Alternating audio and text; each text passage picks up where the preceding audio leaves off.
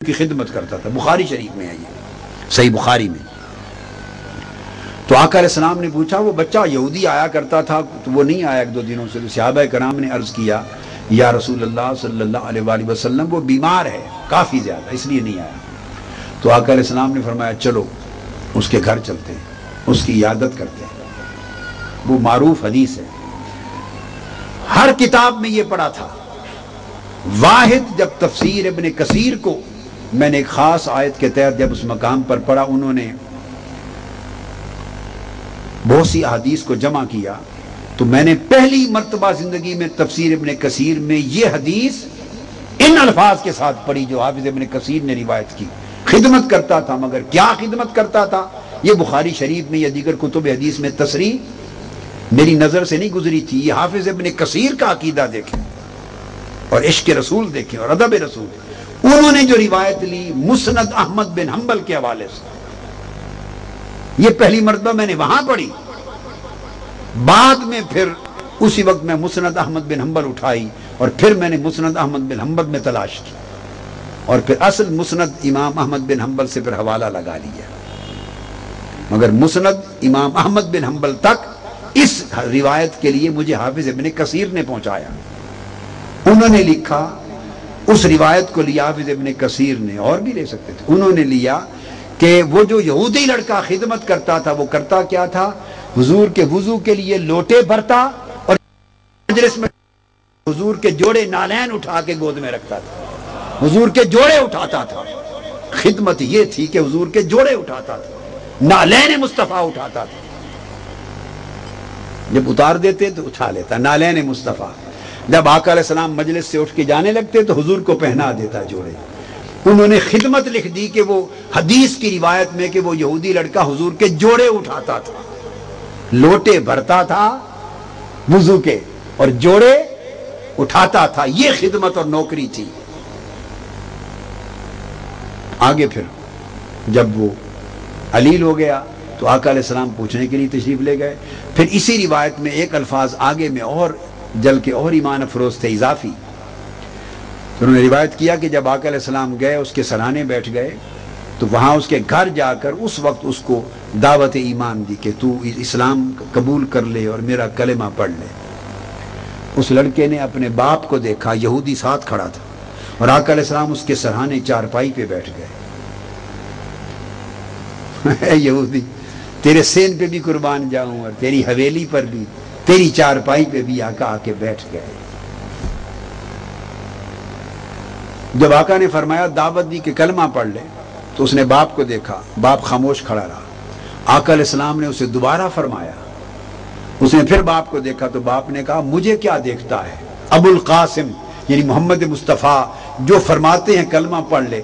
مطلب یہ تھا کہ ہر ایک کے گھر تھوڑا جا کر یہ دعوت دیتے، تمہارے گھر آ جائے ہیں دعوت دے رہے ہیں، چھوڑ دو مجھے میرے مذہب کو، کلمہ پڑھ لو.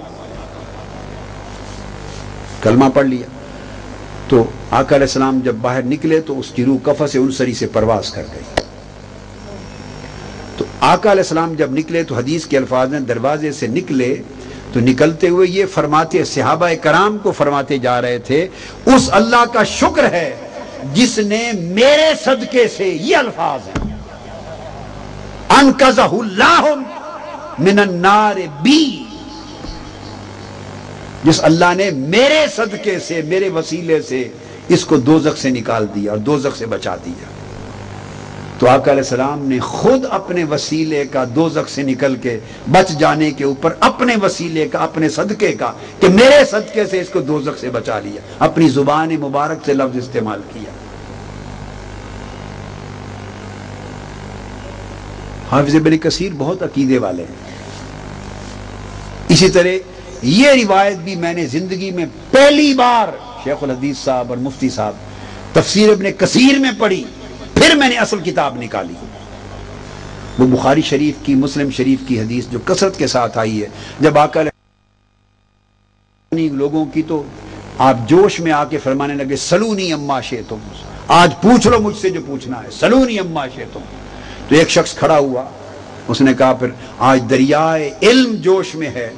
تو لوگ اس کو کہتے تھے یہ حرام زادہ ہے، یعنی یہ حلالی نہیں ہے. لوگ اس کو تانا دیتے، تو اس نے کہا میں اپنا مسئلہ ہی حل کرا لوں۔ اس نے پوچھا بھئی یا رسول اللہ من ابھی بتائیں میرا باپ کون ہے، اصل میں کس کا نطفہ ہوں؟ فرمایا ابو کا حذافہ، تم حذافہ کے بیٹے ہو۔ ایک اور شخص کھڑا ہوا، حضور پوچھتے تھے سلونی اما شئتم، آج پوچھ لو مجھ سے جو پوچھنا ہے۔ ایک اور کھڑا ہوا، اس نے کہا میرا باپ کون ہے؟ آپ نے فرمایا ابو کا سالم مولا شیبہ، شیبہ کا آزاد کردہ غلام سالم، اس کے بیٹے ہو۔ ایک کھڑا ہوا اور شخص، یا رسول اللہ بتا دیں میرا ٹھکانہ مرنے کے بعد کیا ہوگا، دوزخ جنت؟ فرمایا مقعدک فی النار، تیرا ٹھکانہ دوزخ ہوگا۔ منافق ہوگا نا کوئی؟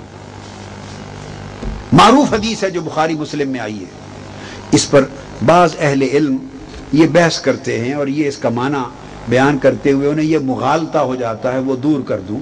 وہ سمجھتے ہیں کہ یہ سلونی اما شئتم سے مراد یہ تھا کہ احکام شریعت کے بارے میں جو پوچھنا ہے پوچھ لو۔ یہ حضور کے علم کی جو وسعت ہے اور اللہ پاک نے جو وسیع علم عطا کر کے بھیجا ہے وہ احکام شریعت کا ہے، علم آخرت ہے، علم شریعت ہے، علم احکام ہے۔ یہ ایک اختراع ہے، من گھڑت تصور ہے جو حدیث میں نہیں ہے معاذ اللہ، بلکہ حدیث پر الزام ہے۔ اس لیے کہ آگے دیکھیں کہ صحابہ نے سوال کیا کیے ہیں۔ اگر تو سوال کیے ہیں شریعت کے مسئلے پوچھے ہیں تو پھر تو یہ بات درست لگتی ہے۔ وہ تو پوچھ رہے ہیں کہ میں نطفہ کس کا ہوں، کوئی پوچھ رہا ہے میرا اصل باپ کون ہے، کوئی پوچھ رہا ہے مرنے کے بعد ٹھکانہ کیا ہوگا، یہ احکام شریعت پوچھے جا رہے ہیں۔ اگر آقا علیہ السلام کا فرمانا سلونی اما شئتم احکام شریعت سے متعلق ہوتا تو آپ اس کو وہیں روک دیتے۔ مجھے کیا پتا کہ تمہاری ماں نے تمہیں حرام طریقے سے لیا یا حلال طریقے سے، یہ تو علم غیب کی بات ہے، مجھے کیا پتا۔ دوسرے کو بھی کہہ دیتے یہ تو غیب کا مسئلہ ہے، مجھے کیا پتا۔ مرنے کے بعد تم کیا پتا کہ موت سے پہلے تم مومن ہو جاؤ یا کافر ہو جاؤ یا کیا رہو، مجھے کیا پتا۔ یہ تینوں سوال امور غیب سے متعلق تھے۔ آقا علیہ السلام انٹرٹین ہی نہ کرتے، رد کر دیتے، تینوں انٹرٹین کیے۔ اس کا مطلب یہ ہوا کہ جب فرما رہے تھے سلونی اما شئتم، وہ احکام شریعت کے لیے نہیں تھا، وہ مراد یہ تھی کہ ازل سے ابد تک جو سوال کرنا چاہو اور آج جو پوچھنا چاہو میں تمہیں بتا دیتا ہوں۔